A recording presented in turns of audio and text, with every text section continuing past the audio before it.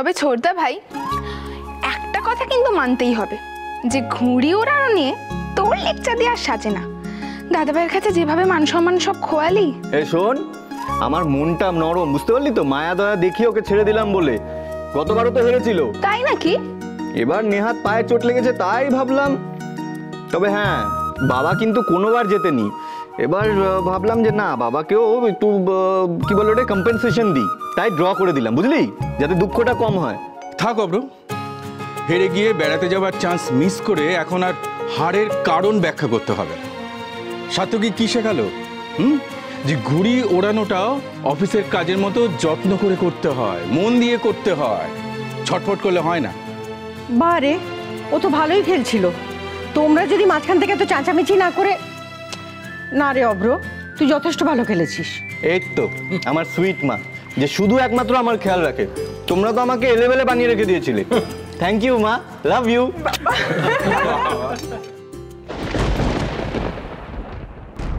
এই জন বাবা জীবন দেখছি আমার কাজটাকে আরো সোজা করে দিল। ইন্দিরা দেবীকে তুষ্ট করে যা হচ্ছিল না, জনের ঘুড়ির প্যাঁচ সেটাই করে দেখিয়েছে। যাক বাবা, এবারে তবে কনকটাকে সাথে নিয়েই ফেরা যাবে। আমি কিন্তু খেয়ে উঠে গিয়ে সোজা রাঙামাকে ধরবো, গিয়ে বলবো ডার্লিং আমাদের সেকেন্ড হানিমুনটা এবার স্পন্সর করে ফেলো। শোন, সেটা মা যখন বলেছে তখন ঠিক করবে, কিন্তু আপনি এত লাফাচ্ছেন কেন? এবার তো আপনার কপালে কিছুই জুটছে না। গতবার যে দাদাভাই হেরে গেল, তা সত্ত্বেও তো আমাদের সাথে গেল। গতবার জোড়া জোড়া গেলাম, আর এবার যেহেতু আমি হেরে গেছি, এবার নিয়ম পাল্টে গেল না? সেটা প্রথমবার বলেছিল, কিন্তু এবার যারা জিতেছে শুধু তারাই যাবে, বুঝেছো? না না না, ওসব চলবে না, ওসব করলে কিন্তু হবে না। না তো আমি আর খাবো না, আরেক পিস চিকেন দাও তো। দিদিভাই খাবার নিয়ে গেল, ও কি খেয়েছে? আপনি একদম নিশ্চিন্ত থাকবেন। আসলে তখন দাদা ভাই ওইভাবে খাবার ফেলে উঠে চলে এলো তো, তাই আর কি। শুধু কনকের কেন, আমাদের সবারই খুব খারাপ লাগছে। কিন্তু আপনি একদম চিন্তা করবেন না, আমি যখন খাবার নিয়ে এসেছি দাদা ভাইকে খাইয়ে তবেই আমি যাব। নিচে কেউ খাচ্ছে না?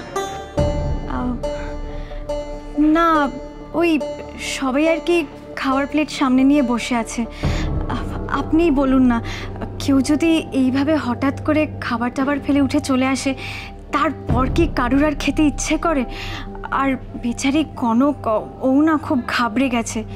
আমাকেই দেখুন না, আমারই গলা দিয়ে জল নামে না যখন কেউ রাগ অভিমান করে বাড়ির, মানে বুঝতেই পারছেন, খাবার ফেলে দিয়ে চলে আসে। বাবা ঝিলমিল, হিন্দি সিরিয়ালে একদম আদর্শ বধূদের মতো শোনাচ্ছে তোর গলাটা। আমার ভালো লাগছে ঝিলমিল, তুমি এভাবে ভাবছো বলে আমার ভালো লাগছে। গর্ববোধ হচ্ছে তোমার জন্য। আর শুধু আমি নই, আর কিছুদিনের মধ্যে এই পরিবারের প্রত্যেকটি মানুষ তুমি এই পরিবারের বউ বলে গর্ববোধ করবে। বাবা, এ তো অমৃতবাণী। আয়ু বেড়ে গেল তোর ঝিলমিল। ছোট মা, আপনি যখন এরকম টাইপের কথা বলেন না, আমার কনফিডেন্স লেভেলটা না অদ্ভুতভাবে বেড়ে যায়। জানেন তো, আমার ইচ্ছে করে এই পরিবারের সদস্যের জন্য আরো যেন অনেক কিছু করি। করো ঝিলমিল, আরো অনেক করো। এই পরিবারের ভালোর জন্য তোমার যা যা করতে ইচ্ছে করে সব করো। আজ আমি তোমাকে একটা কথা আবারও বলতে চাই। এর মানে আবার ওয়ার্নিং দেবে? অভ্র তোমাকে ভালোবেসে ভুল করেনি। যাক, ভালো কথাও কিছু বেরোয় এনার মুখ থেকে। আর তুমিও নিজের সমস্ত ভুলগুলোকে শুধরে একদম অন্য একটা মানুষ তৈরি করেছো নিজেকে।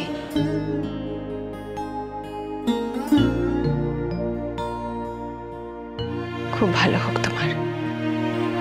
আর চাইবো তুমি আর কনক দুজনে মিলে সারাটা জীবন একসঙ্গে থেকে এই চৌধুরী পরিবারকে আলোকিত করো। নিশ্চয়ই ছোট মা।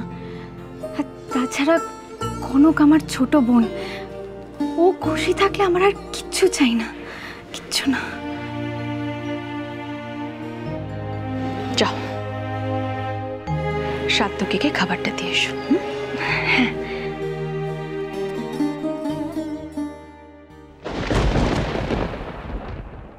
ওকে আঙ্কেল, আজ আসি।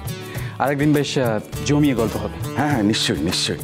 আজ তোমার সঙ্গে গল্প করে সময়টা খুব ভালো কাটে।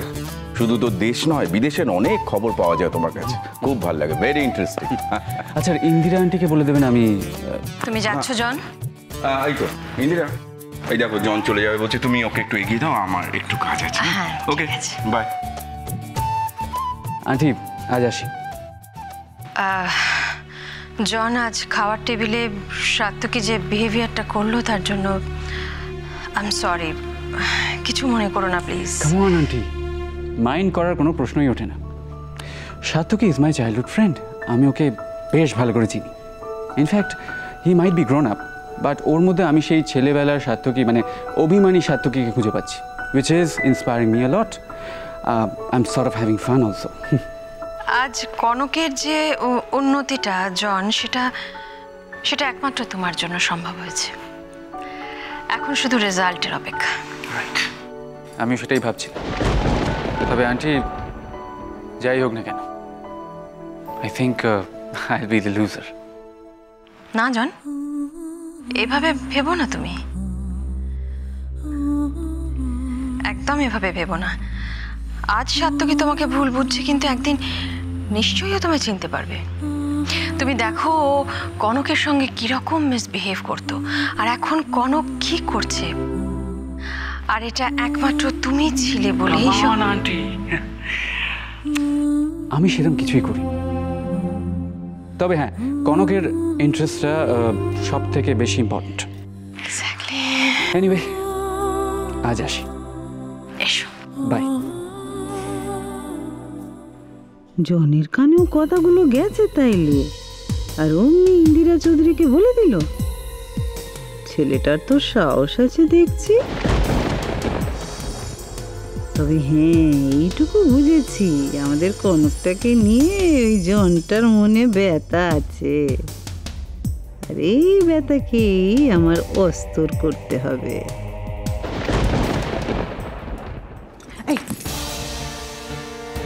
কোথায় চললি রে তোর বুড়িয়ে? আরে বোকা মেয়ে, এখন কেউ সামনে যায়? হ্যাঁ, এখন তার মাথা গরম, বেটা ছেলের মন হুট করে কি না কি বলে ফেলবে। আমি তো বুঝে উঠতে পারি না, এত মেজাজ কিসের রে সাত্তকী বাবা জীবনের? হ্যাঁ মামি, আমি তাহলে কি করব? কি করলে ও রাগ কমবে? আরে তুই ভাবিস না, আমি আছি তো। আয় আয় আমার সঙ্গে আয়, আয় না। দাদা ভাই, কি তুমি? কি করব বলো দাদা ভাই? তুমি তো রাগ করে না খেয়ে উপরে চলে এলে, এদিকে সবাই জিজ্ঞেস করছে যে তোমার কি হলো। দাদা ভাই, রাগ করে কতক্ষণ আর না খেয়ে থাকবে বলো তো? তাই আমি তোমার খাবারটা উপরে নিয়ে এসেছি, নাও চটপট খেয়ে নাও। তা তুমি কেন? কনক কি করছে? ও তো আড্ডায় বসেছে।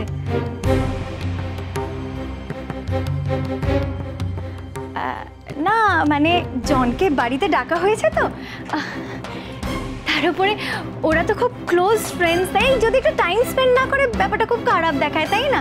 তাই একটু গল্প গুজব করতে বসেছে। কেন দাদা ভাই, কনককে ডেকে দেবো আমি? ছোট মা যাই বলুক, কনক এবার অনেকটাই বাড়াবাড়ি করছে।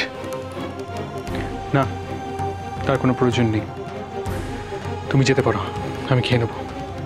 না না দাদা ভাই, আমি ছোট মাকে কথা দিয়েছি, যতক্ষণ না তুমি এই খাবার মুখে তুলবে আমি কিন্তু কোথাও যাব না। বললাম তো আমি খেয়ে নেবো, সেটা দেখার কোনো প্রয়োজন নেই, তুমি এসো।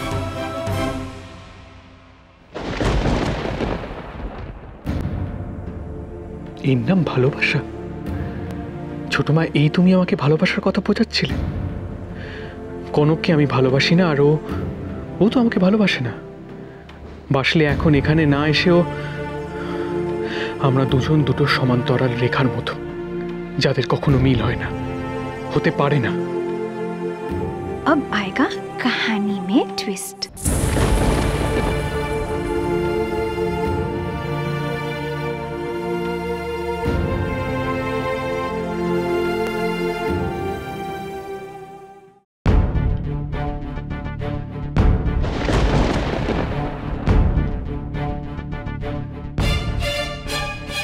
ব্যাগ খোঁজাচ্ছে কেন? কোথায় যাচ্ছে ও?